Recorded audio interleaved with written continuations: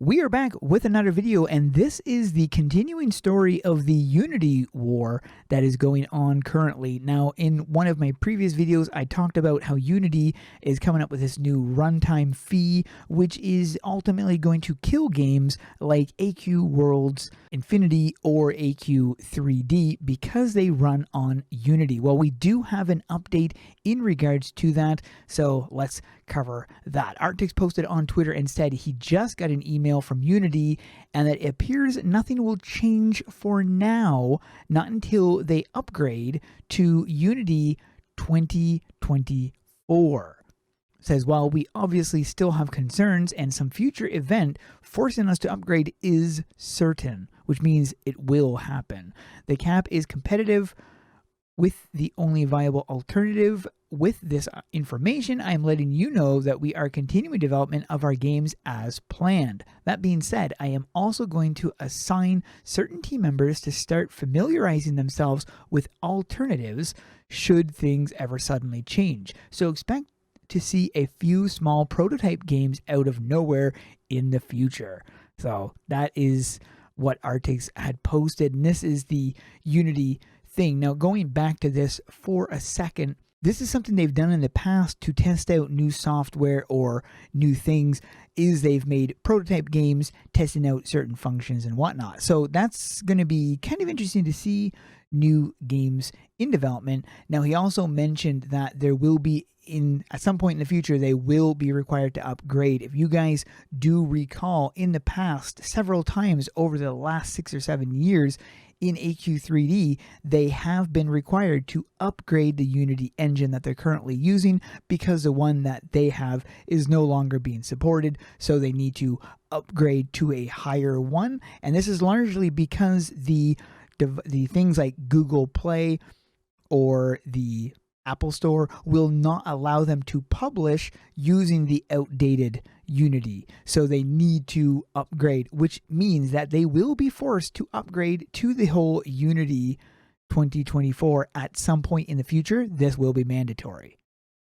Unity wrote this letter to Adam, and this is what it says. At the high level, this is what we're changing. The Unity Personal has no runtime fee, with the splash screen being optional. The Unity Personal plan will remain free, and there is no runtime fees for games built with the plan.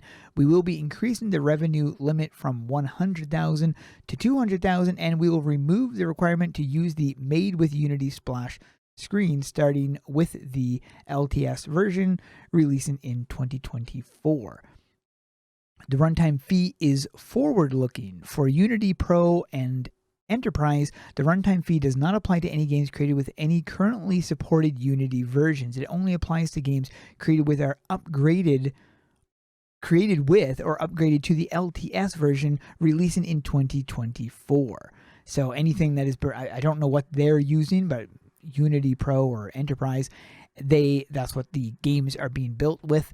But at some point they will need to upgrade to the 2024 version, unfortunately. Editors terms, we will make sure that you can stay on the terms applicable for the version of Unity you are using as long as you keep using that version. Runtime fee self-reported on a monthly basis. You have a choice of the lesser of 2.5% revenue share or the calculated amount based on unique initial engagements. Both are self-reported from data you already have available. You will always be billed the lesser amount.